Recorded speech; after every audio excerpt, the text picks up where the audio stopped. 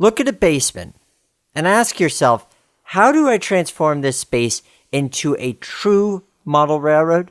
Today on the Roundhouse, we're going to find out how you can do just that. All aboard!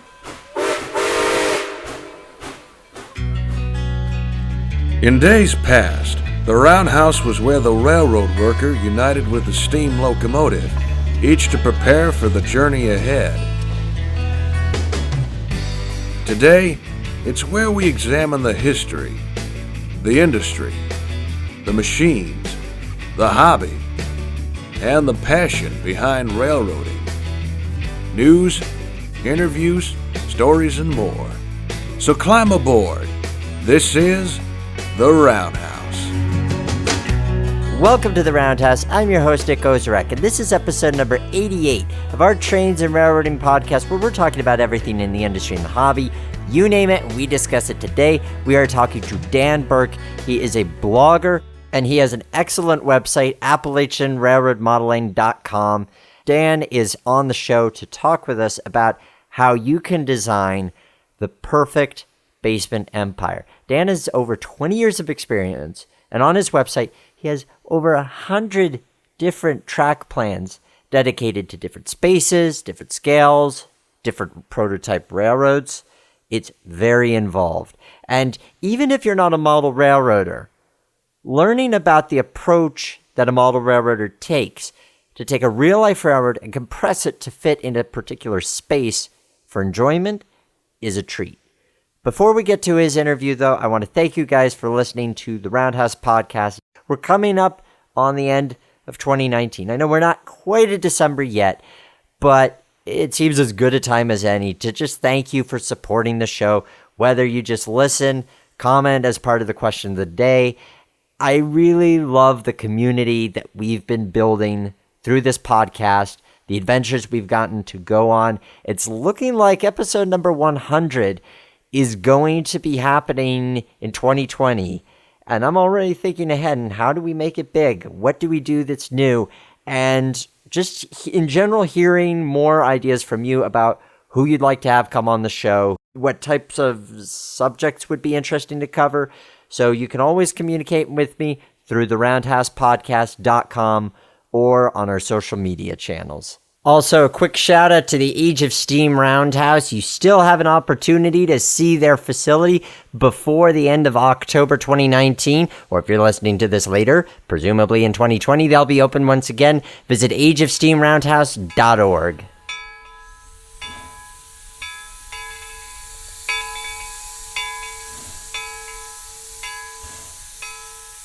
Our guest today is a model railroad blogger who takes prototype railroads and figures out how to fit them in your basement.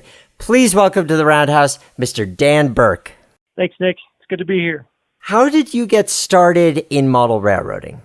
I got started when I was probably 10 or 12 years old, and a friend of the family gave us some model trains for Christmas, and it just went from there. He was an avid model railroader. He had a big layout set up, and that was my first introduction to serious model railroading, and that passion just has grown over the years. What led you into really honing in the practice of model railroad design? Have you found yourself moving several times over the years and it's out of necessity or just because of the creativity it offers? A little bit of both. So I have moved around quite a bit in my life, but what I find is I'll typically design about 20 different things for any given space that I have. I love that aspect of the hobby. So to go back a little bit, when I was growing up, my big influences in model railroading were folks like Alan McClellan in the Virginia and Ohio, Tony Custer in the Allegheny Midland, Eric Bruman in the Utah Belt. And these were modelers who were not modeling a specific prototype, but they spent a lot of time going into great detail to make their model railroads operate realistically. So as a teenager, that's what I thought I wanted to do. And so I was coming up with my own paint schemes, my own lines drawn on maps, and I was fairly content with that. But then I got into the prototype modeling when I started building some models. And I kept trying to fit those models of actual prototypes into my made-up scheme, and I found that I just wasn't getting much joy out of track planning for something that I was making up, no matter how much research I put into it. And a friend of mine, Stuart Thayer, he said, "Hey, you like the Southern, you like the coal fields. Why don't you look at modeling the Interstate Railroad, which is a tiny little short line that was bought by the Southern in the southwestern corner of Virginia." And so I got a couple of books on that and started looking at it and really fell in love with the research aspects of prototype modeling. And I found I gravitated towards the puzzle-solving challenge of trying to take something that I couldn't tweak and fudge too much if I was going to have it resemble reality, and turn that into something that would fit into a given space. So after going through that a few times and making a few really awful track plans and a couple of little successes, I found that was an aspect of the hobby that I really enjoyed.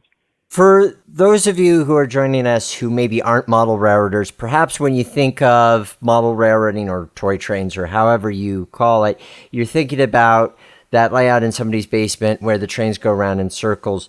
Dan, what is it about model railroading and the operations you try to incorporate that take it beyond that particular step? I really enjoy the operational aspects of it, and not just running trains in circles, but running trains to be as operationally realistic as possible. And what that means is every car has the destination, trains have designators, the layout is big enough, you've got a dispatcher that's keeping the trains from hitting one another and keeping everybody separated. And that for me is a lot of fun. So I've operated on several layouts over the last 20 or so years.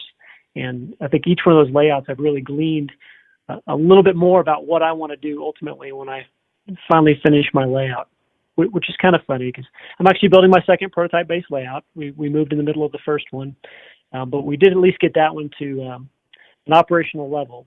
And now I've been in this house for 2 years, and it's been probably 15 different designs for the basement, but I finally started building over the last couple of months. If you haven't seen his work on AppalachianRailroadModeling.com, Dan has dozens upon dozens of track plans stored. You have over 100 plans on that website, correct? That's right. I have to ask, what does the guy who's developed over 100 different track plans for dozens of different prototype railroads, what is he building in his basement right now? So I've picked a very obscure piece of the Southern Railway. I mentioned the Interstate Railroad earlier. Now I've moved slightly west of there, and I'm modeling a tiny little coal branch called the St. Charles branch, which is home to about a dozen or so coal loaders that went up in like 4 different fingers into valleys. So it was a real design challenge. But I'm looking forward to. I found that I like switching a lot. So coal operations gives me the chance to do a lot of switching at the tipples. What's the point at which you start realizing, okay, I feel like I'm good at this, or at least I have something worth sharing, that you create Appalachian Railroad modeling? First came the passion for that area of the country. And I had drawn up a few different track plans. And probably when I got to where I had about a dozen or so, I felt like, hey, I need a forum to share these in. And I had great folks out there like Stuart Thayer, who I've mentioned, and Ron Flannery, and others who were very generous in giving me some photographs of actual trains of that area to be able to put on a website. And started out with just a few pages of some prototype photos and a few track plans. And I found that there was really a desire out there for folks who wanted to know more about that area, know more about those railroads, but especially in the track plans. I think it's an area where a lot of folks maybe don't spend enough time, and they get frustrated, and they saw something that sparked their interest. And so a lot of the track plans that you see on the website are actually where someone has contacted me and said, hey, I've got this space, and this is the railroad I want to model and things I'm interested in. And oftentimes, if it's a project that interests me enough, I'll just sit down and try to help them out and design a track plan. Lots of interesting ones. I came across Dan's website through the power of Google, and one of his plans led me to learn more about the prototype railroad, which is actually not far from me. So this is a good place to look at one specifically and look at kind of how you present it. And that is your track plan for the Lake Erie, Franklin, and Clarion Railroad. How did you learn about that, and what was your approach for replicating that? I had only heard about the LEFC fairly recently. And it was, I'm trying to remember exactly where I heard of it, but a lot of times I'll just spend some time on Google Earth or going through topo maps looking for lines that look interesting. And so when you find a line that looks interesting, oftentimes it connects to other things out there. So the LAFC was one of those things that I saw on a map somewhere and went, I want to learn more about that. And so when I looked into it, it's a small railroad. It's got a little engine servicing facility, only really several miles of track and a few tipples along the line. And I thought, hey, this would be a great prototype for someone to model as a small switching layout that encompasses an entire operational railroad. Looking at the format of the post itself and the presentation of this, at the top, you've got the basics as far as the size, the fact that this is HO scale, and you go into information about the prototype, the design of the layout, where it's going from to, how you envision it being operated. What I like in particular about your approach is that you say both what you do and don't like about the plan. I like that honesty and criticism, or self-criticism, because it seems to me that if somebody's going to this as a resource, you're giving them all the different dimensions to think about. Yes, I found that the best way to learn oftentimes is to look at what you've done and then study it for a while and then figure out what you like about it and what you don't like about it. And being honest about those things that you don't like helps you to figure out more about what you do like. One of my other hobbies is photography. And in photography, I didn't really become what I consider to be a decent photographer until I started critiquing, both going online and being part of forums and learning, or just staring at photographs and going, why do I like this? Why do I not like this? What is about it this is bothering me right now? And so learning to do that with others and having them look at my work and see how it looks through others' eyes really developed that ability to critique. And so I love applying that now to my model track plans. And I think it helps others to see, too, that it's always a compromise. There's no plan out there that's really perfect. So you've got to figure out what's important to you, what's not as important to you, and you're always going to have to compromise somewhere, but hopefully you get the big things right. And it's interesting to compare it because you have so many on your website, one approach for one type of branch line versus another, whether that be the scale that you've chosen, the size of room, and how you're trying to fit it proportionally. I'm curious if there are any particular, going back to scale, do you gravitate towards a particular scale in your own modeling in what you tend to make track plans for, or do you go based on what the prototype is and what you feel is going to comfortably fit the space that you have to work with? A little bit of both. If you go onto the website, you'll see that most of the track plans are HO scale, which is the scale that I model. And most of my friends and the folks who ask me to help them with track plans model as well. HO scale it really is a good compromise. It allows you to get a decent amount of scenery to trains ratio. It's fairly easy to handle. The equipment is fairly robust and operates pretty well without coming off the track all the time. You can get more reliable and more detail if you move up into like O scale, a bigger scale, but you're not quite able to get that scenery to trains ratio that you could get in HO scale. If the scenery to trains ratio is really important to you, and in some of the track plans, it really is important to capture big scenes, big gorges, big bridges. And for those, I'll go to N scale, which is quite a bit smaller and allows you to capture a lot of that scenery along with the trains. The trade-off in N scale is it's a little tougher for things like switching operations.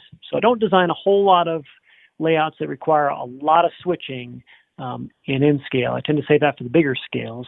And if I've got a great main line with maybe some great scenes and I want really long trains, then I'll gravitate towards N scale. A good example of an N-scale plan, and again, I'm biased to what I'm near, but you designed the Conneaut branch of the Bessemer and Lake Erie Railroad. In Conneaut's less than an hour from where I live. That one, being that you're talking big chunks of ore train starting at the harbor and going up the hill, I could see why, based on what you're saying, you chose that approach.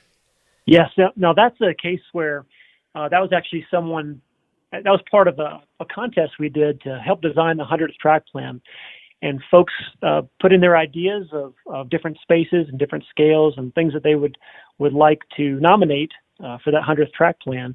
And that, I believe, was one of our runners-up.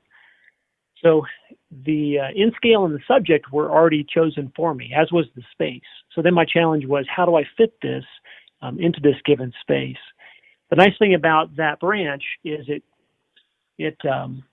really has two distinct ends.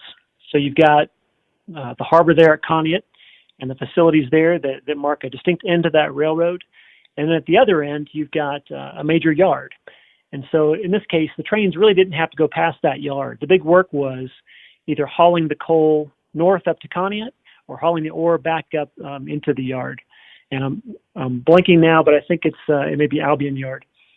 So that kind of set the bounds of what I needed to design. I didn't have to have something with a lot of hidden staging.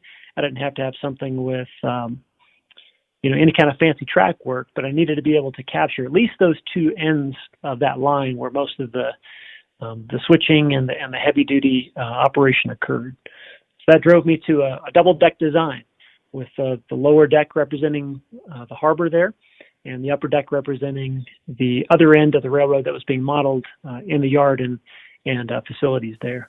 It's always struck me that N-scale shines, my opinion, N-scalers out there, you might disagree, but N-scale always shines the best when it comes to compressing giant trains. If you want to model something that has 80 to 120 car trains and you want to get as much of that length of train as possible, then N-scale is really the way to do that. And with the Bessemer's lawn ore trains, that seems like a good fit, coupled with what you're describing of being able to have the crucial yard space and moving those big chunks of cars around. I completely agree. And the other piece to that layout is the actual facilities themselves. I wanted to be able to allow the modeling of an ore freighter, as well as the huge hullet loaders that move the ore from the ships into the hopper cars. So in scale gives you the ability to model those things closer to real scale than the larger scales would.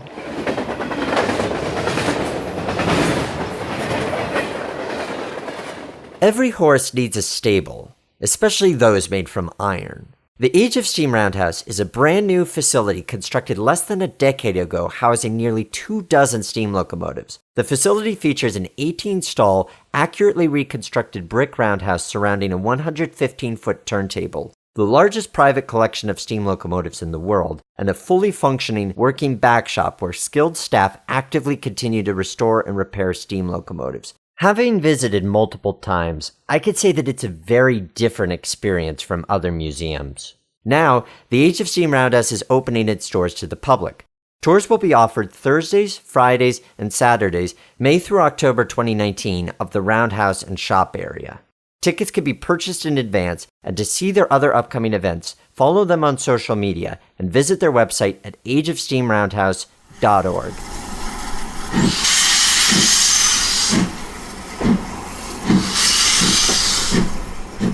I kind of want to take a look at breaking down your approach and might interject my personal favorite rare, the Fonda Johnstown and Gloversville, which I also might be planning my own basement extension of what I've already started on anyway. But I want to do this in such a way that those of you listening on, if you're kind of thinking through your own model railroading, maybe we can together learn something from Dan as far as how to think about our process. So I could see there's two ways of people starting. Either people are starting saying, I want a railroad that encompasses these types of operations, or probably more common, people are saying, this is my favorite railroad and I want to somehow get it into my garage, my basement, my attic, wherever they have to work with. How do you conduct your research when it comes to just initially gathering what that is? Well, first I want to acknowledge that you're right. Most folks do have a really good idea of what they want to model. They have a favorite railroad, they have a favorite scale, they've got a given space to work in. And the most common mistake that people make is they want to try to cram too much model railroad into too small of a space. So part of the challenge is figuring out what's important and what's not. And that's where the research comes in. Because maybe you got a favorite railroad and there's a better spot that might fit your space. So I'm helping people find those things as well. But once we've narrowed down to a basic prototype, some of my research materials include the great atlases that Steam Powered Video puts out. So if you haven't seen those, it basically is a big map that is nothing but the railroads, and it tells you where all the railroads are, some of the abandoned lines, and that helps you to get a feel for what the railroad looks like in the context of other railroads. Is it a stub line? What does it connect to? Does it cross any other railroads? Are there key interchanges and yards? What are the major city names? So that's generally step one. And then I'll go to a combination of Google Earth and topographical maps. And for topographical maps, a great resource out there is historicaerials.com. And Historic Aerials has a viewer on there that allows you to pull up topographical maps, sometimes going back as far as like the 1930s, as well as some aerial photos, some of which date back to like the 50s and 60s. So that's a great way to get a look at how these railroads were not just today, but several years ago. So between those two resources, I'll pick some endpoints that usually go beyond what the modeler wants to model. And I'll just get out a blank piece of paper and a pencil, and I'll start sketching in the basic track arrangement. So I'll draw basically what it looks like from the steam-powered video atlases, and then I'll go in and start filling in details like where are the passing sidings, what are some of the key industries, where are the bridges, which side of the tracks is the river on, which side has hills, where are the tunnels, and drawing all those things into a blank piece of paper. So then I can kind of look at it and see where all the main scenic and operational features are of that layout. And then from there, it becomes pretty clear where the key areas are. So I'll start drawing in brackets around areas that I think are key to model, and other areas that are maybe just the space in between the key scenes. So when you take that plan where you know where the key areas are, now it's easier to try to put it into a given space, because you know if I have to have maybe a helix to go from deck A to deck B, that's going to eat up a lot of model railroad. So where in this line is the best spot to put that helix, where I create that feeling of operational distance between the scenes, because the trains take a long time to transit that helix without losing much operational or scenic things that I want to capture. So that's at least the research portion of that. And then you get to actually design the track plan itself. And that also starts with another blank sheet of paper. And in there, I draw roughly the dimensions of the space that I'm working in, and I have a good idea for how wide and how long a room is. And then it's all about trying to figure out where do the circles go. And by circles, I mean, if I take a minimum radius curve, so for HO scale, I tend to try to stick with like a 30-inch minimum radius curve. So that creates a 5-foot circle somewhere, and it's got to have a couple inches between it and the wall. And I've got to have an aisle space of at least, say, 30 inches. And if I have, 6 inches between an aisle and that curve, now I know I've got to be generally 6 feet away from a wall before I start an aisle, and probably somewhere around, 8.5 or 9 feet away from that wall before I start any more track work. And then I'll just play around and probably make 5 or 6 different drawings with just different arrangements for the circles. So can I fit a circle in this corner? If I put the circle in this corner, can I make now a peninsula that comes out into the middle of the room? And do I have room on either side for more track? And then where do I need the trains to be able to turn around, either to go to a different level or down to a staging yard underneath the layout? And so you start to kind of lay in what are the possibilities of this space. And then it's a matter of looking at the different circle diagrams that you draw and the different potentials for footprints of the train layout, and then looking at the key scenes of what you're trying to model and seeing what fits in naturally with some of these spaces that we've drawn out. And then you kind of just go through this iterative process from there. Once you get to something that you feel is workable, that's when I start the scale drawing. And that's as complicated as printing out a sheet of 1/4-inch grid and taking my little green plastic whole stencil and starting to draw in some of those circles to scale, and then starting to fill in some of the gaps. And if it's a very big layout, I'll often do half-scale drafts. So where each square represents maybe 2 square feet. I'll be very rough with the scenic features, very rough with the track work, just to see what I can fit in until I have a workable design that then I'll generally put in a 1/4 inch to a foot scale, and then spend a lot more time drawing in the tracks nicely and neatly, trying to make sure I got the centers right, like 2-inch track centers for HO is pretty standard, and then drawing in the scenic features that I think will be important to that railroad. That's a lot. Yeah, and your drawings are really good. You guys have to check out his website and see these plans because the drawing quality is good, especially in this day and age where you have all of these digital options available. What compels you to draw? I think it's what I'm most comfortable with, for one. I do some work in other programs, but I just find there's a lot of freedom in using a pencil and an eraser and just changing things on the fly very quickly. And it also keeps me away from the computer. I spend a majority of my day sitting behind a computer. So it's sometimes freeing to step away from that, sit down at a desk with just pencil and paper and do something a little bit different.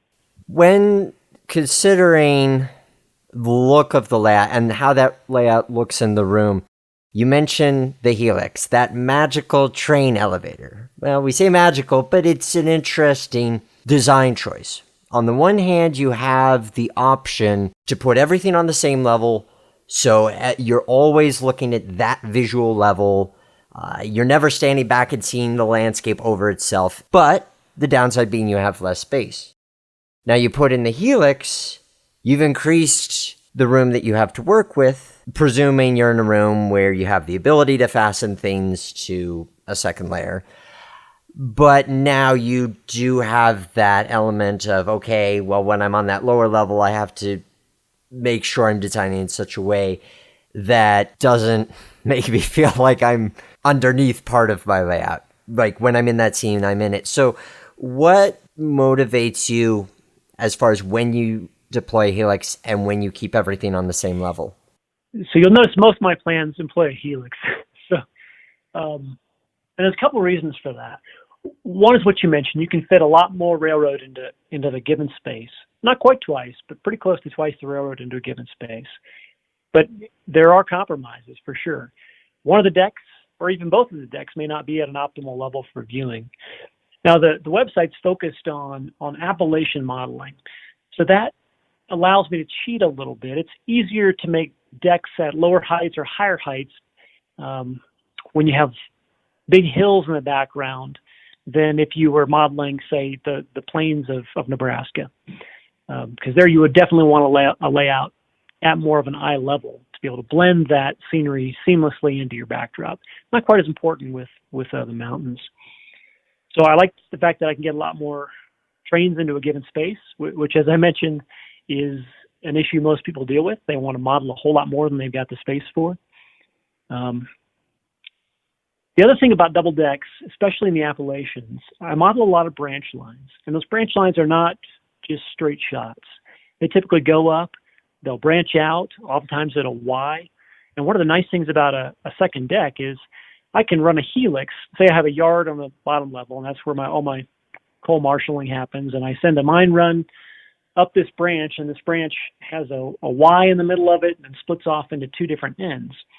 If I model a second deck, now I can model that yard on the lower deck, and then on the upper deck, because typically coal branches go up into the hills, then I can split out, have a nice Y there where the Helix opens up onto the second deck, and then I've got uncompromised scenery all the way up 2 different branches that I'm trying to model.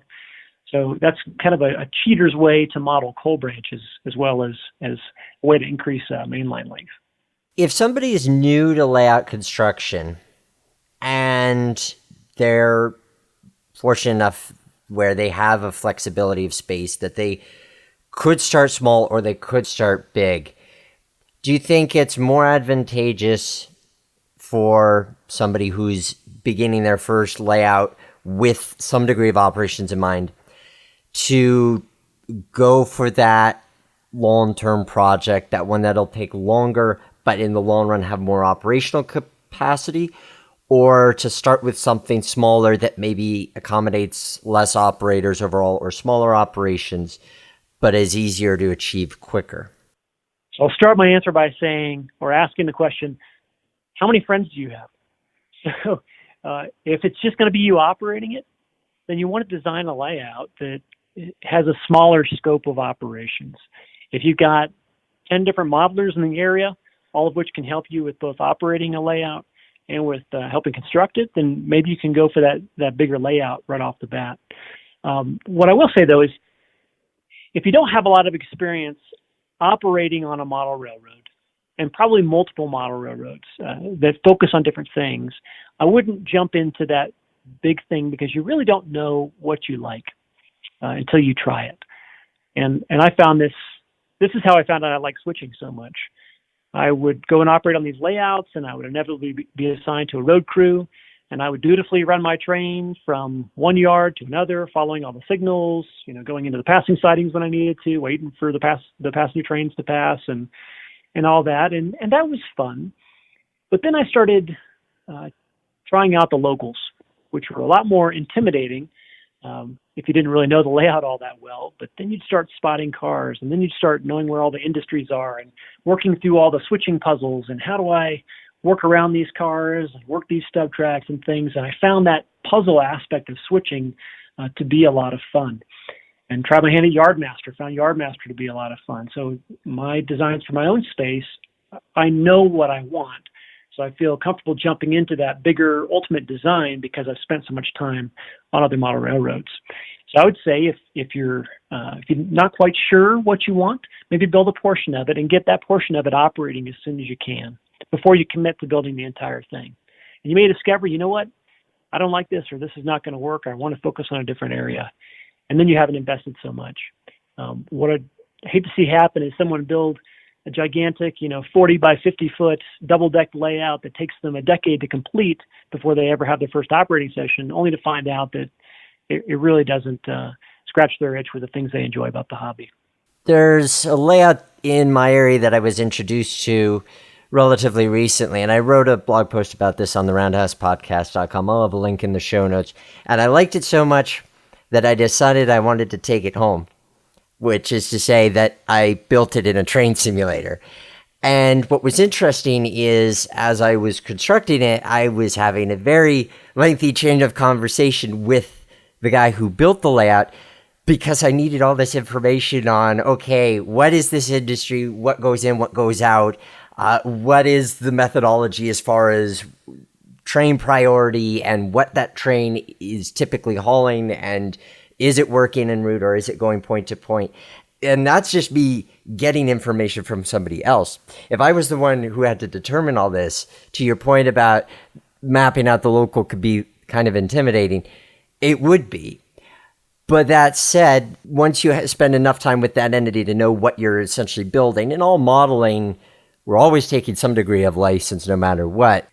Once you have that to your satisfaction, so my digital copy is not a 100% copy of the layout that it's based on. It's pretty close, but takes liberties based on partially what I would do and what I would like about it. And so there's that element of freedom too, that if you just get comfortable with what's good for you, then you have that satisfaction as well.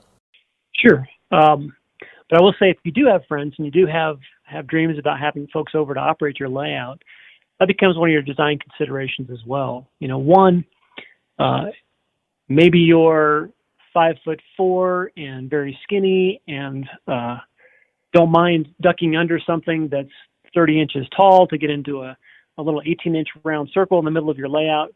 But probably some of your friends will not find that very enjoyable. So you want to try to design your layout to accommodate the folks that you want to have over, to make sure you have passing sidings for your people, which is why I like to have at least 30-inch wide aisles and preferably 36-inch wide aisles, and not just 36 throughout, but have spaces where maybe it opens up to 4 feet or 5 feet where operators can be comfortable, especially if they're going to be working a local or staying in one area for a long time. You also don't want to make the track so complicated that the operator spends all their time trying to figure out, where am I? What am I doing? Where's my train going to pop out next? So you want to make your signs and your layout very clear. You want the track arrangement to make sense. You want people to be able to look at a switching situation and kind of intuitively know what I want to do, either through looking at it or through instructions that you've printed out for them. So they're comfortable and they're having fun on the layout you designed, and not having to have that super detailed knowledge about the prototype that you've gained over years of research. With all of the track plans that you have on your website, Dan, and having designed so many, I'm curious, what are a couple that stand out to you as far as you look at it and you go, yeah, I really nailed that entity? You already mentioned the one that's the Conneaut branch of the Bessemer and Lake Erie. I really enjoyed putting that one together. One of my favorites is the one I've drawn most recently. It's the last one that was updated on the website. And it actually isn't an Appalachian one. It's the Southern Pacific's Tehachapi sub. So I was asked by a friend if I could help design a layout to capture the Tehachapi Loop, which is a very famous piece of prototype railroad, and some of the key scenes along that line in a pretty big area. Overall, it's about 24 by 40 feet. So a lot of area to work in HO scale. But the constraints had to have pretty wide radius curves. They wanted 36-inch radius curves. I think I was able to get 35-inch radius curves. They wanted the loop to be a key scene. There was a great scene leading up to the loop, a place called Belleville and Cliff that has different viewing angles for trains that were very important. The person that I was helping was a rail fan of this area. I had never been there. So part of the challenge was I would come up with a draft, and he would come back and go, this doesn't work because you're looking at it from the wrong side of the railroad. Well, for me, just looking at it on Google Earth, there is no wrong side of the railroad. So it was very interesting for me to have to adopt that rail fan's perspective, which is really more important when you have a railroad that's out west where the skies are clear and you're photographing, and everything is about getting to the south side of the railroad if you can. And with the amount of stuff that he wanted on the layout, it drove me to a double deck design. But if you think about a double deck design, typically you'll run around one level of the layout, then you'll run up a helix, and then you'll basically double back over yourself to get back to where you start, over top of where you started. Well, if everything had to be east is right orientation for this design, I had to figure out a different way to do it. And he actually had the suggestion of using the natural grade of the route to form the helix. So it goes about 1.5% to 2% as it's traveling eastbound. And so was able to kind of climb the railroad up all the way from the first deck to the second deck without using a helix, and then get around, model the loop, and then have a helix go all the way back down to the lower deck, where I ended up ending the railroad on the east side at Mojave, back on the lower deck. So it's kind of a down, up, down design, which gave a lot of mainline run. We were able to get 20-foot long sidings, which allows somebody to get probably 4 or 5 locomotives and about 30 cars in HO scale, which is pretty good. And it really, after 5 drafts that we went through, it really, I think, captures some great scenes and key scenes in that really iconic area. So I think I'm very proud of that layout because of just the time that we spent on it to finally get things that worked, so that a rail fan who knows the area well goes, yes, this layout is absolutely one that I want to build. I'd absolutely want to build it. That space, though. If I could find that space, I'm good. Yeah. Most of us don't have that luxury. Yeah, that's the challenge of it. Looking at, certainly though, if you were part of a model railroad club that had the space, or possibly looking to construct the space for the layout specifically, I mean, I'm looking at it right now. This is a mainline running dream. It's great for if you're doing open houses and so forth, because a lot of this is just point to point mainline running, trains passing at specific control points. You do have some local work, bit of work in the yards. You have some industries line side, but really that action is mainline running. So if that's what you're looking for, then this plan definitely offers that. And very wide aisle spaces too, which is good for the public. And another thing on that plan, that area runs, I think, about 30 to 40 trains daily. So I don't know a modeler who has the money or time to put together 30 or 40 trains.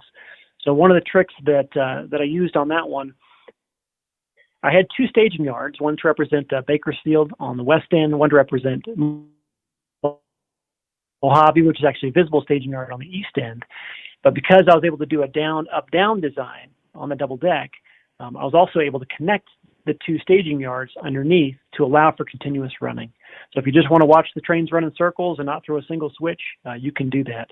And if you want to recycle trains during an operating session, you could use that continuous running connection to run from Mojave to Bakersfield in a matter of a couple of feet, and then you've got another train ready to go all the way over the layout again to represent one of those 30 trains per day.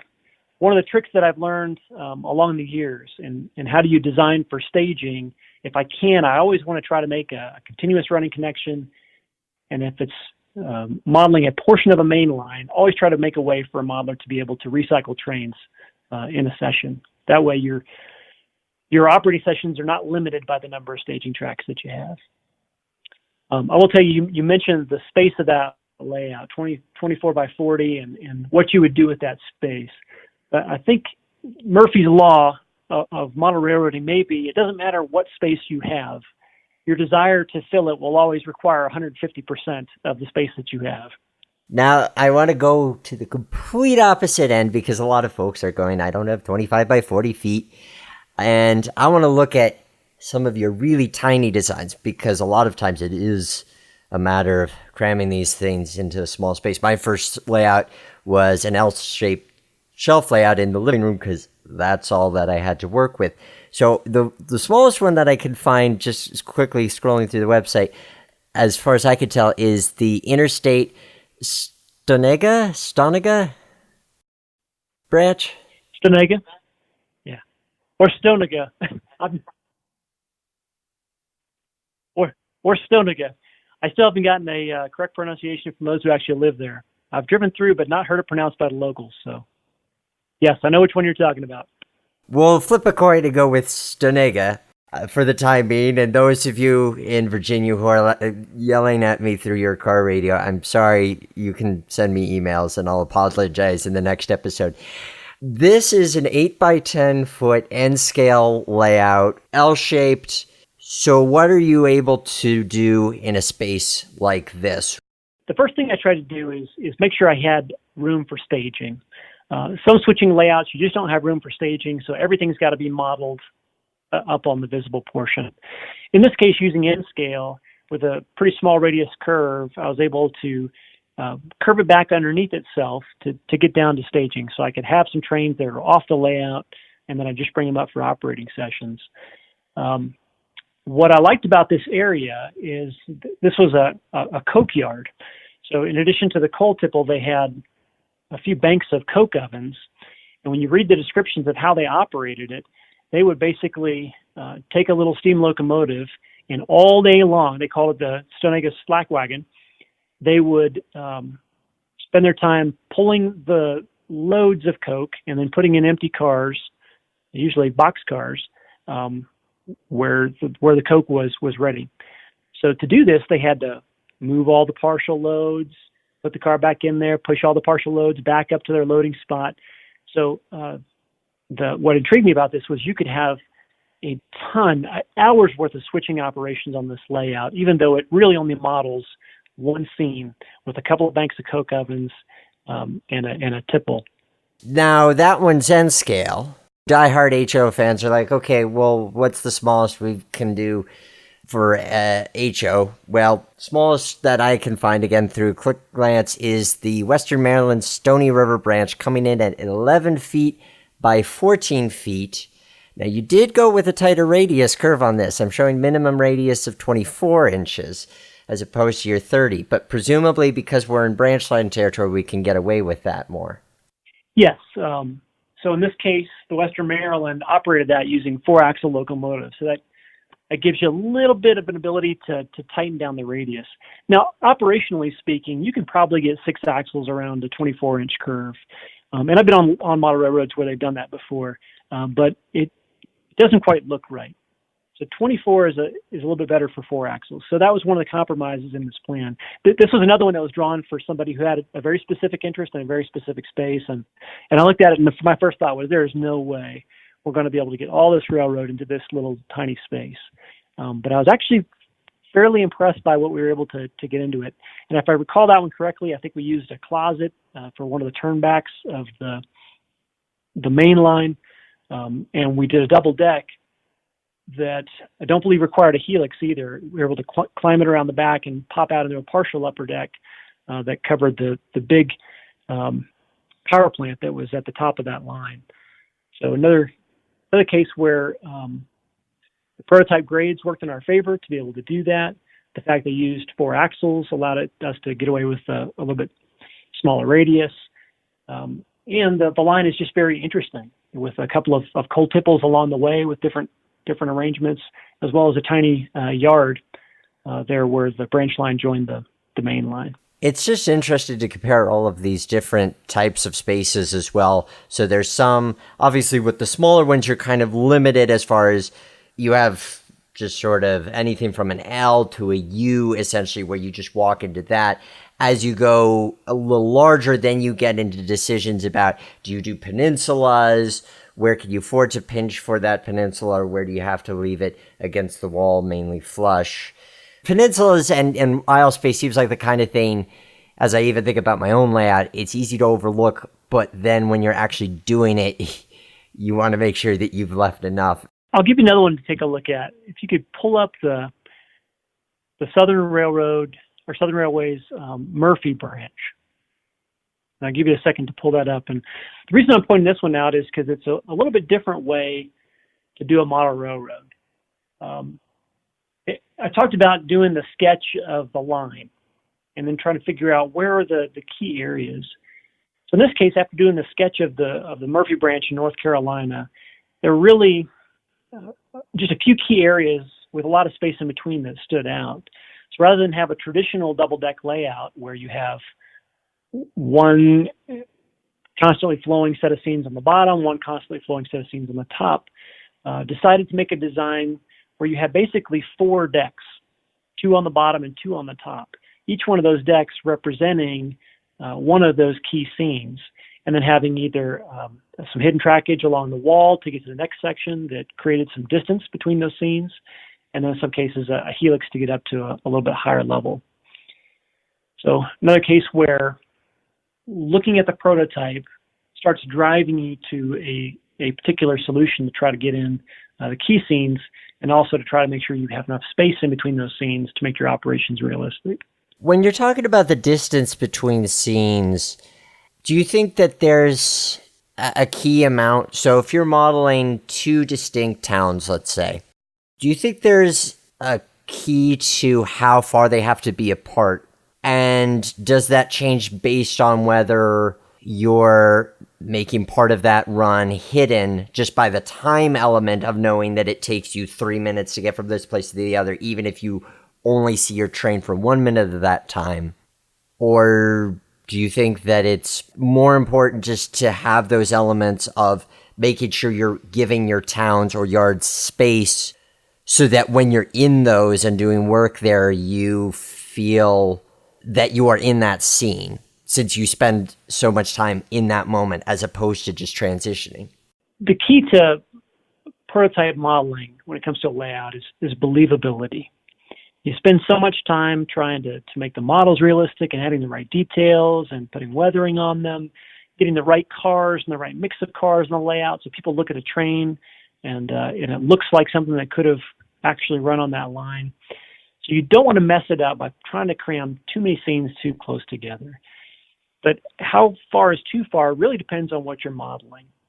If you're modeling out west, somewhere in Arizona, where there's a lot of straight track in between towns that are spread way far apart, it's probably not going to look right if you have them 3 feet apart on a layout.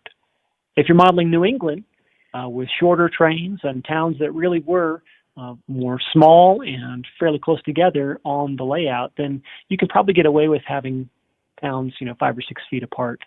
It helps if you have some kind of a disruption in between those. So in the case of a peninsula, you can put one town on one side of the peninsula, curve it around the peninsula, and then have another town right there on the other side. And that creates that visual break between those towns if you have a backdrop in between them. So there you might be able to get away with putting them closer together. In the case of the Appalachians or other mountainous areas, you can have tunnels and bridges and things in between the scenes that tend to break them up a little bit and allow you to cheat and compress between towns without making it feel super compressed to the operator. You've started, pardon the pun, branching out from your Appalachian railroading with this recent Southern Pacific design. What are some other railroads or types of operations that you hope to explore with future designs? I really love all railroads.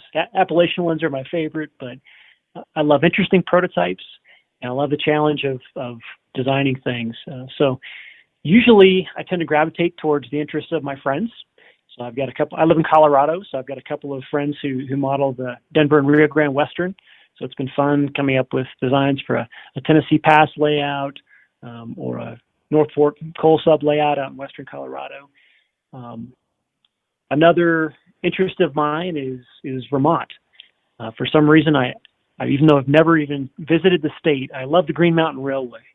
I love kind of the Rutland-looking green and yellow locomotives that they employed at least in the 80s and 90s. I love the fact that they mix passenger operations with some of their freight operations and the cool cylindrical hoppers that they use in just very beautiful scenery. So I do have a couple of guilty pleasures away from the Appalachians that I like to dabble in as well. Really, it's whatever's interesting. It's funny that you should mention the Rutland, because as we're recording this in early fall of 2019, I am reading Jim Shaughnessy's book on the Rutland and finding its history and landscape really nifty. I'd love to see what you do with that. Do you have a preference as far as modeling particular eras? Are you a steam guy, transition, diesel? I'm a diesel guy. I like the 60s and 70s. I can't really tell you why. That's not when I was a rail fan, but I gravitate, especially on the Southern, towards their high hood, black and imitation aluminum and gold paint scheme. I just love that. I love the cars of that era too, because you've got some transition where you got some old steam era cars still remaining, but yet you got more and more 50-foot box cars. The hoppers are getting bigger, more triple 70-ton, 100-ton hoppers, but yet you're still mixed with some of the old twin hoppers. So I love that period, especially on the Southern, because they used some of their old twin hoppers for decades beyond when they should have been used. They extended the heights on them. They used them for just shuttle cars to move coal to a transloader in Appalachia, Virginia. So that to me is the cool era of the area that I'm modeling. Last question, because I'm going to leave you guys with a homework assignment in the show notes. So Dan, you're going to be the one to give them their homework. For somebody who's looking to design, what are 3 track plans of yours that we haven't discussed yet that you feel like people should look at that represent different elements of operation? 3 of your track plans that give different flavors that people should check out just to get ideas, regardless of what they might be modeling. Just to give a kind of overview, if that makes sense. One I would check out would be the Clinchfield Railroad's Fremont branch. That's a very interesting branch line of the Clinchfield Railroad with a huge tipple at one end, grades on both sides, a tunnel in the middle, and lots of tipples along the way. Another one I would look at is the Pittsburgh and Shawmut South End, which covers the area on the south end of the PNS. That one was tough because you got a very long, lengthy run, mostly along rivers, a few interchanges along the way. So it's a pretty cool, I think, down, up, down design for a very small and skinny space.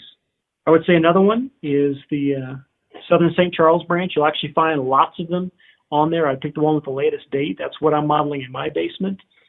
That's a good example of how you can fit a lot of different branch lines that all kind of radiate from the same spot into a space that's not really all that big.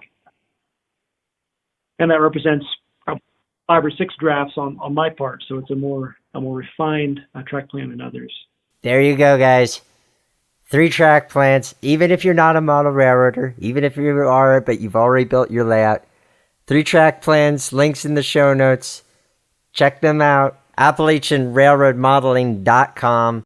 And I'll have the links for those specific ones in there. You got to look at them because Dan's work is top notch. And it's been great to have him here on the show to be able to showcase his experience and knowledge and give certainly me a lot of food for thought as far as my own approach with the Fonda, Johnstown, and Gloversville in my basement.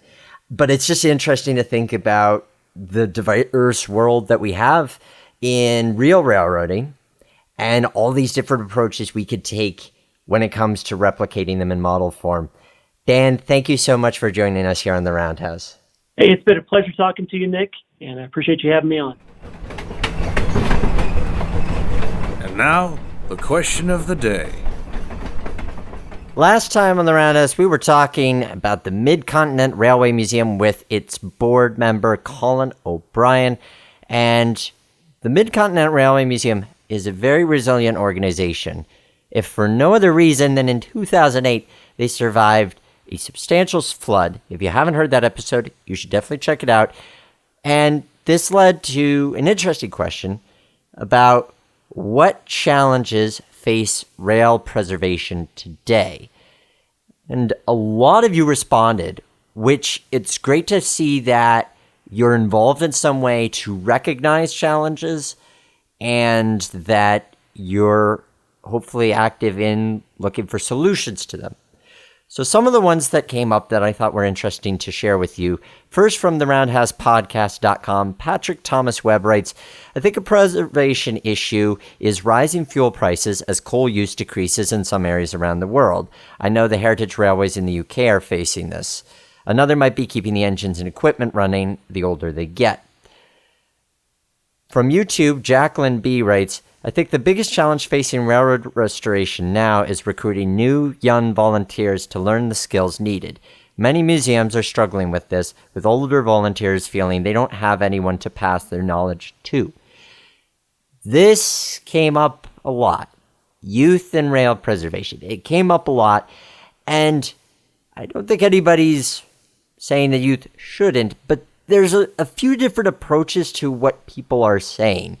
And we're going to get into that a little bit with my opinion inserted. First, let's have a look at Penzi Productions from Facebook. To make a long story short, a lack of interest in the younger generation. It seems most of today's generation would rather watch a video of a steam locomotive online instead of going out and seeing one in action, let alone getting their hands dirty and helping preserve one. I'm sorry, Penzi Productions, I don't think that's true. I see this argument come up, oh, young people aren't interested. But I think it's off the mark. I'm going to use Stephen Trinder's response because this is something I'm more inclined to agree with. A lack of exposure and subsequent lack of interest in railroads in general. For the past 60 years, our transportation system has been absolutely dominated by road and air transport with rail out of sight and out of mind. Many people have never even seen a train in their life. Odds are the tracks through town were abandoned before they were born. Trains either run so infrequently or at night that everybody assumes they are already abandoned. When they go somewhere, they drive or fly. With no exposure, an interest in railroads is never going to develop, and nobody is going to have the incentive, wherewithal, or understanding of history to see any reason to preserve railroad history. That last sentence in what Stephen wrote, in my opinion, that's what's key. It's not that young people don't, it's that you have to find a way to make it relevant. I could say a lot more about this, and honestly, rather than doing that, I'll refer you to the Millennials episode that I did with Kurt Bell on the roundhousepodcast.com, because I feel like that hits the target. It's not that young people aren't interested. It's that you have to understand their interests and figure out where to meet them. Getting back to the responses, Tim Hollingsworth writes, money's a challenge. The almighty dollar doesn't go as far now as it once did. Growing up, my parents didn't make squat even when you figure for inflation. Yet I had a pretty good childhood. They owned a house. Every year we traveled, etc. Now hardly anybody I know that has kids can afford the things we had when my generation was younger. Good point, Tim. Going to Twitter, Victoria writes, having volunteered at a museum for some time, I'd say lack of money and the elements. And Chris Kovacs writes, toxic management that is bigoted towards staff with differing opinions, stuck in their ways, or eager to sweep controversies under the rug to try to save face. Simply put, guys, we do face a lot of challenges in rail preservation. It's important to talk about them. I hope that you feel that we do a good job of finding solutions here on the show, whether by having conversations or by listening to other people's perspectives, the challenges they've faced, and how they've overcome them. We all love trains to at least some extent, and we want to get that word out. Your question of the day for this episode is, what railroad are you modeling? If you're not modeling a railroad, what railroad would you model given the space? Let me know on the roundhousepodcast.com. Links to social media there. Thank you guys for being part of the show. Again, I know I've been saying thank you a lot this episode, but it's true. You guys make this show happen. It's gratifying every time I see your responses, every time that somebody sends me an email with suggestions of who I should interview. That's the type of thing that I love to see and the conversations I love to spark. And I'm looking forward to seeing what we can do for the rest of the year, and especially 2020 going into that big 100th episode. Thank you. And remember, as always, that the Roundhouse is our house.